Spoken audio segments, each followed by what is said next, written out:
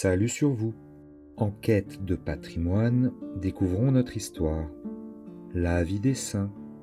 6 octobre, nous fêtons Saint Bruno. Bruno naquit à Cologne vers l'an 1040 de parents illustres par leur extraction et par leur vertu. Encore dans l'adolescence, il fut pourvu d'un canonicat. Voulant se perfectionner dans la philosophie et la théologie, il vint à Reims où il se fit remarquer par son savoir et son mérite. De retour à Cologne, il reçut les Saints-Ordres et se mit à évangéliser les campagnes. Il lui fallut bientôt quitter, contre son gré, cette humble fonction pour retourner à Reims où l'archevêque Gervais l'appelait. Bruno fut nommé chancelier des écoles du diocèse et chanoine théologal.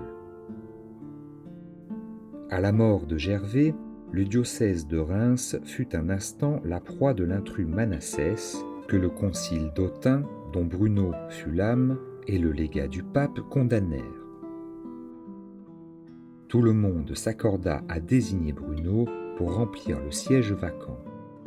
Lui, qui désirait l'obscurité, s'enfuit et l'histoire perd un instant ses traces. On dit qu'un événement des plus tragiques contribua à le détacher du monde.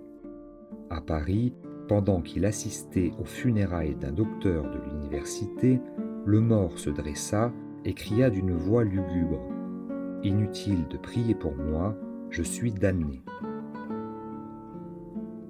Quoi qu'il en soit, Bruno, avec 6 de ses amis, alla demander à Hugues, évêque de Grenoble, un désert pour y mener la vie érémétique. Celui-ci leur donna des montagnes sauvages appelées la Chartreuse. Ils y bâtirent un oratoire en l'honneur de la Sainte Vierge et se firent à l'entour chacun une cellule, 1084. Hugues quittait souvent son évêché pour aller vivre avec eux, ou plutôt comme le dernier d'entre eux. Le pieux fondateur sortit bientôt à contre-cœur de son désert, 1089, appelé à Rome par Urbain II qui avait été son disciple. Il se retira peu de temps après dans la solitude à Della Torre en Calabre avec quelques religieux.